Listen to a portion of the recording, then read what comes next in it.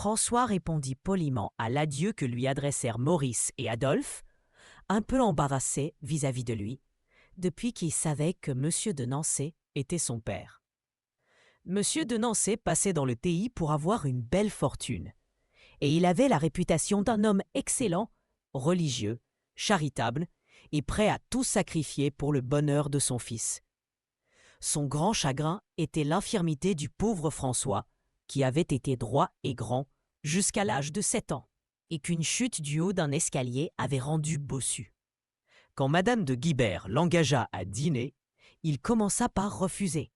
Mais Madame de Guibert lui ayant dit que François était compris dans l'invitation, il accepta pour ne pas priver son fils d'une journée agréable avec ses amis Bernard, Gabriel et surtout Christine. Toute la société se dispersa 1 heure après le départ des Cibrand et des Guibert. Christine promit à ses cousins de demander la permission d'aller les voir le lendemain dans la journée. Tâche de venir aussi, François. Nous nous rencontrerons tous en face du moulin de mon oncle de Sémiane. Non, Christine, il faut que je travaille. Je passe 2 heures chez monsieur le curé avec Bernard et je reviens à la maison pour faire mes devoirs. Et toi, est-ce que tu ne travailles pas, Christine? Non, je lis un peu toute seule. François, mais la personne qui t'a appris à lire ne te donne-t-elle pas des leçons? Christine, personne ne m'a appris. Gabriel et Bernard m'ont te fait voir comment on lisait. Et puis, j'ai essayé de lire toute seule. Moi, j'apprendrai beaucoup à la signorina, dit Paolo, qui écoutait toujours les conversations des enfants. Moi, j'y viendrai tous les jours.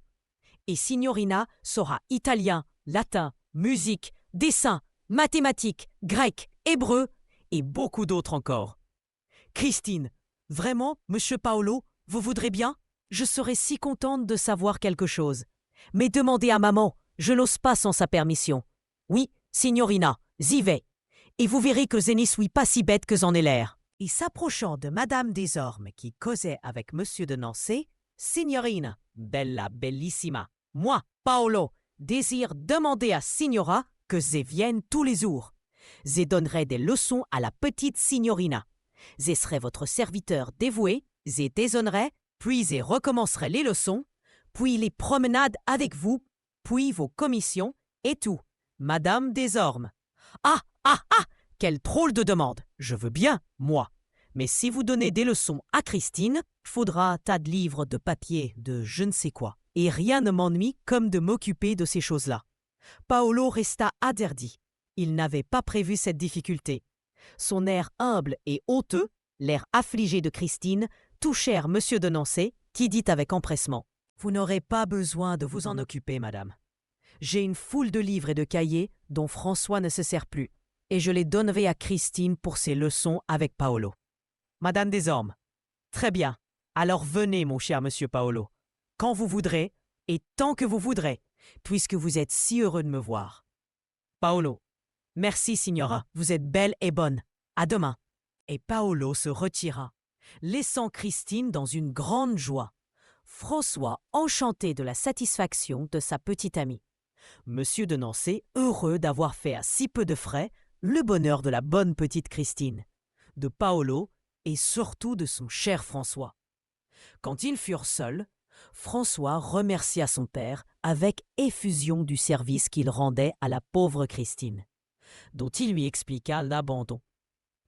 Il lui raconta aussi tout ce qui s'était passé entre elle et Maurice, et tout ce qu'elle lui avait dit, à lui, de bon et d'affectueux. « J'aime cette enfant.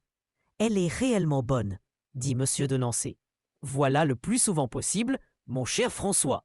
C'est, de tout notre voisinage, la meilleure et la plus aimable. » Le lendemain du dîner, Christine se leva de bonne heure, parce que sa bonne était invitée à une noce dans le village, et qu'elle voulait se débarrasser de Christine le plus tôt possible. « Allez demander votre déjeuner, » dit Mina, quand Christine fut habillée. « Je n'ai pas le temps, moi. J'ai ma robe à repasser. Et prenez garde que votre papa ne vous voie. S'il vous aperçoit, je vous donnerai une bonne leçon de précaution. » Christine alla à la cuisine demander son pain et son lait. Elle regardait de tous côtés avec inquiétude. « De quoi avez-vous peur, Mansel ? demanda le cuisinier, Christine. J'ai peur que papa ne vienne et qu'il ne me voie. Le cuisinier. Qu'est-ce que ça fait? Votre papa ne vous gronde jamais. Christine. Ma bonne m'a défendu que papa me voie à la cuisine. Le cuisinier. Mais puisque c'est elle qui vous a envoyé. Christine. C'est qu'elle va à la noce et elle repasse sa robe. Le cuisinier. Et elle vous plante là comme un paquet de linge sale. Si j'étais de vous, Mansell, je raconterais tout à votre papa. Christine. Ma bonne me battrait et maman ne me croirait pas. Le cuisinier. Mais votre papa vous croirait. Christine. Oui, mais il n'aime pas à contrarier maman. Il faut que je m'en aille. Voulez-vous me donner mon pain et mon lait pour que je puisse déjeuner? Le cuisinier. Mais vous ne pouvez pas emporter votre chocolat, Mansell. Il vous brûlerait. Christine. Je n'ai pas de chocolat. Je mange mon pain dans du lait froid. Le cuisinier. Comment? Votre bonne vient tous les jours chercher votre chocolat. Christine. C'est elle qui le boit. Elle ne m'en donne pas. Le cuisinier. Si ce n'est pas une pitié, une malheureuse enfant comme ça, lui voler son déjeuner. Tenez, Mansell, voilà votre tasse de chocolat. Mangez-le ici, bien tranquillement. Christine. Je n'ose pas, si papa venait. Venez par ici, dans l'office. Personne n'y entre. On ne vous verra pas. Le cuisinier, qui était bonhomme, établit Christine dans l'office et plaça devant elle une grande tasse de chocolat et 2 bons gâteaux. Christine mangeait avec plaisir cet excellent déjeuner. Lorsqu'à sa grande terreur, elle entendit la voix de sa bonne. Mina. Monsieur le chef, le chocolat de Christine, s'il vous plaît. Le cuisinier, d'un ton bourru. Je n'en ai pas fait. La bonne. Comment? Vous n'avez pas fait le déjeuner de Christine? Le cuisinier, de même. Si fait. Vous avez envoyé demander un morceau de pain sec et du lait froid. Je les lui ai donnés. La bonne. Il me faut son chocolat pourtant. Le cuisinier. Vous ne l'aurez pas. La bonne. Je le dirai à madame. Le cuisinier. Dites ce que vous voudrez et laissez-moi tranquille. Mina sortit furieuse. Elle dut attendre le réveil de madame Desormes pour porter plainte contre le cuisinier. Elle attendit longtemps, ce qui augmenta son humeur. Christine, inquiète et effrayée, n'osa pas rentrer dans sa chambre. Elle resta dehors jusqu'à l'arrivée de Paolo, qu'elle attendait et qu'elle considérait comme son protecteur, même vis-à-vis de sa mère. Il ne tarda pas à paraître avec un gros paquet sous le bras. L'accueil empressé et amical de Christine le toucha et augmenta sa sympathie pour elle. « Tenez, signorina, dit-il, voici un gros paquet pour vous. »« Christine, pour moi? Pour moi? Qu'est-ce que c'est? » ?»« Paolo, c'est monsieur de Nancy qui vous envoie des livres, des cahiers, des plumes, des crayons, un pupitre, toutes sortes de choses pour vos leçons. Seulement, il vous prie de ne pas montrer tout cela et de ne parler que des livres qu'il a promis devant votre maman. »« Christine, pourquoi ça? » ?»« Paolo, parce qu'on pourrait croire que votre maman vous refuse ce qu'il vous faut et que cela lui ferait du chagrin. » Christine. Oh, alors je ne dirai rien du tout. Dites-le à ce bon monsieur de Nancy et remerciez-le bien, et François aussi. Mais si on me demande qui m'a envoyé ces choses, qu'est-ce que je dirai pour ne pas mentir? Paolo. Si on vous demande, vous direz « C'est bon Paolo qui a apporté tout. » Et c'est la vérité. Mais on ne demandera pas. Le papa croira que c'est la maman, et la maman croira que c'est le papa. Pendant que l'heureuse Christine rangeait ses livres, papiers, etc. dans sa petite commode et commençait une leçon avec Paolo, Madame Desormes s'éveillait et recevait les plaintes de Mina contre le chef qui refusait le chocolat de Christine. Madame Desormes. Dieu que c'est ennuyeux. Vous êtes toujours en querelle avec quelqu'un, Mina. Mina. Madame pense pourtant bien que je ne peux laisser Christine sans déjeuner. Madame Desormes. Je le sais. Mais vous pourriez arranger les choses entre vous, sans m'obliger à m'en mêler. Que voulez-vous que je fasse à présent? Que je fasse venir cet homme? Que je le gronde? Quel ennui, mon Dieu, quel ennui! Allez chercher mon mari. Dites-lui que j'ai à lui parler. Mina. Si madame préfère, j'irai chercher le chef. Madame Desormes. Mais non, c'est précisément ce qui m'ennuie. Mina. Si madame voulait bien lui donner un ordre par écrit, ce serait mieux que de déranger monsieur. Madame Desormes. Quelles sottes idées vous avez, Mina. Que j'aille écrire à mon cuisinier, quand je peux lui parler. Allez me chercher mon mari. Mina. Mais madame désormais, taisez-vous, je ne veux plus rien entendre. Allez me chercher mon mari. Mina sortit, mais se garda bien d'exécuter l'ordre de sa maîtresse. Irritée des retards qu'éprouvait sa toilette pour la noce, elle se promit de se revenger sur la pauvre Christine. Seule cause, pensait-elle, de ses ennuis. Où est-elle, cette petite sotte? Je ne l'ai pas vue depuis ce matin. Elle alla à sa recherche. Ne l'ayant pas trouvée dans le jardin, elle rentra de plus en plus mécontente et finit par trouver Christine dans le salon, prenant une leçon d'écriture avec Paolo. « Qu'est-ce que vous faites ici, Christine? Rentrez vite dans votre chambre, lui dit-elle rudement. Christine allait se lever pour obéir à sa bonne, dont elle redoutait la colère, lorsque Paolo, la faisant rasseoir, « Pardon, signorina, restez là. Nous n'avons pas fini nos leçons. » Et vous, Donna Furiosa, tournez votre face et laissez tranquille la signorina. Laissez-moi tranquille vous-même, grand Italien, pique-assiette. Je veux emmener cette petite sotte qui n'a pas besoin de vos leçons, et je l'aurai malgré vous. Paolo saisit Christine, l'enleva et la plaça derrière lui. D'un revers de bras, elle repoussa Paolo et attrapa Christine, qu'elle tira à elle avec violence. « Si vous appelez, je vous fouette au sang !» s'écria-t-elle, tirant toujours Christine, qui retenait Paolo. Au moment où Paolo, craignant de blesser la pauvre enfant, l'abandonnait à l'ennemi commun, Mina poussa un cri et lâcha Christine. Une main de fer l'avait saisie à son tour et la fit pirouetter en la dirigeant vers la porte avec accompagnement de formidables coups de pied.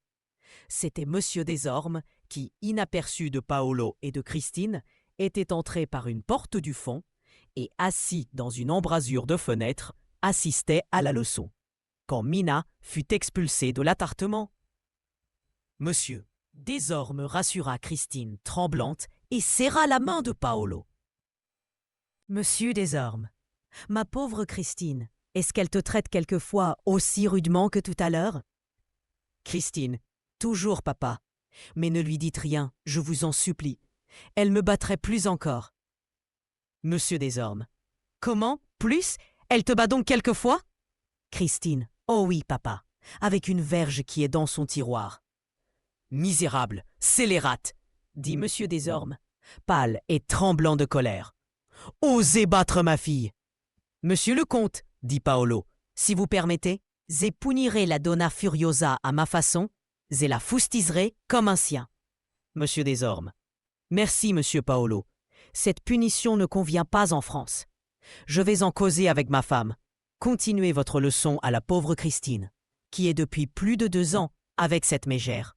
Monsieur Desormes entra chez sa femme. Elle pensa qu'il venait appeler par Mina.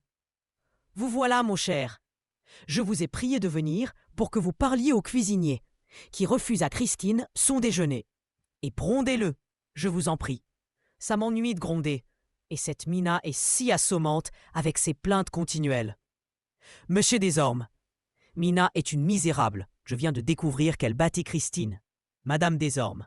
Allons, en voilà d'une autre. Comment croyez-vous ces sottises et qui vous a fait ces contes? Monsieur Desormes. C'est moi qui ai vu et entendu de mes yeux et de mes oreilles. Madame Desormes. Mais puisque, au contraire, Mina s'est plainte que le cuisinier ne donnait pas à Christine son chocolat. Elle prend le parti de Christine. Monsieur Desormes, que m'importent les plaintes de Mina? Je l'ai vue et entendu traiter Christine et Paolo comme elle ne devrait pas traiter une laveuse de vaisselle. Et je suis venu vous prévenir que je l'ai chassée du salon et que je la chasserai de la maison. Madame Desormes, encore un ennui. Une bonne à chercher. Pourquoi vous mêlez-vous des bonnes? Est-ce que cela vous regarde? Monsieur Desormes, ma fille me regarde et, à ce titre, la bonne me regarde aussi. Quant à ce chocolat, je parie que c'est quelque méchanceté de Mina. Madame Desormes, vous accusez toujours Mina. Vérifiez le fait. Parlez au cuisinier. Monsieur Desormes, c'est ce que je vais faire, ici et devant vous. Madame Desormes, non, non, pas devant moi. Je vous en prie. C'est à mourir d'ennui, ces querelles de domestiques. Monsieur Desormes, c'est plus qu'une querelle de domestique, du moment qu'il s'agit de votre fille. 5 minutes après avoir été appelé, le chef entrait. Le chef. Monsieur le comte m'a demandé. Monsieur Desormes. Oui, Tranchant. Ma femme voudrait savoir s'il est vrai que vous ayez refusé ce matin à Mina le chocolat de Christine. Le chef. Oui, monsieur le comte, c'est très vrai. Monsieur Desormes. Et comment vous permettez-vous une pareille impertinence? Le chef. Monsieur le comte, mademoiselle Christine venait de manger son chocolat dans l'office. Monsieur Desormes. Dans l'office? Ma fille dans l'office? Qu'est-ce que tout cela? Je n'y comprends rien. Le chef. Je vais l'expliquer à monsieur le comte, qui comprendra parfaitement. Mademoiselle Christine ne mange jamais son chocolat. Monsieur Desormes. Pourquoi cela? Le chef. Parce que c'est mademoiselle Mina qui l'avale pendant que mademoiselle Christine mange du lait froid et son pain sec. Ce matin, la pauvre petite Mamselle, qui nous fait pitié à tous, par parenthèse, est venue chercher son pain et son lait. Je l'ai caché dans l'office pour qu'elle mangeât son chocolat une fois en passant, et quand mademoiselle Mina est venue le chercher, je l'ai refusé. Voilà toute l'affaire. Monsieur Desormes, pourquoi pensez-vous que Christine ne mange pas son chocolat le matin? Le chef. Parce que la servante a vu bien des fois comment ça se passait et que mademoiselle Christine nous l'a dit elle-même. Monsieur Desormes. C'est bien, Tranchant. Je vous remercie. Vous avez bien fait, mais vous auriez dû me prévenir plus tôt. Le chef. Monsieur le comte, on n'osait pas. Monsieur Desormes, pourquoi? Le chef. Monsieur le comte, c'est que madame n'aurait pas cru. Et monsieur comprend, on avait peur de déplaire à madame. Tranchant sortit. Monsieur Desormes, les bras croisés, regardait sa femme sans parler. Madame Desormes était confuse, embarrassée et gardait aussi le silence. Caroline, dit enfin monsieur Desormes, il faut que vous fassiez partir aujourd'hui même cette méchante femme. Madame Desormes, bien, quel ennui. Faites-la partir vous-même. Je ne veux pas me mêler de cette affaire. C'est vous qui l'avez commencée, c'est à vous de la finir. Messieurs Desormes, sévèrement, c'est vous qui la terminerez. Caroline, en expiation de votre négligence à l'égard de Christine, moi je ne pourrais contenir ma colère en face de cette abominable femme, qui rend depuis plus de 2 ans cette malheureuse enfant l'objet de la pitié de nos domestiques, meilleure pour elle que nous ne l'avons été. Chassez cette femme de suite, Madame Desormes. Et que ferais-je de Christine? Ah, une idée! Je vais prendre Paolo pour la garder. Monsieur Desormes, c'est ridicule et impossible. Mais il est certain que Christine serait bien gardée. Paolo est un homme excellent. On dit beaucoup de bien de lui dans le pays. En attendant que vous ayez une bonne, et il faut absolument en chercher une, dites à votre femme de chambre de soigner Christine. Monsieur Desormes sortit, riant à la pensée de Paolo, bonne d'enfant. Madame Desormes sonna, se fit amener Mina, lui donna ses gages et lui dit de s'en aller de suite. Mina commença une discussion et une justification. Madame Desormes s'ennuya, s'impatienta, se mit en colère, cria, et pour se débarrasser de Mina, après une discussion d'1 heure et demie, elle lui doubla ses gages, lui donna un bon certificat et promit de la recommander.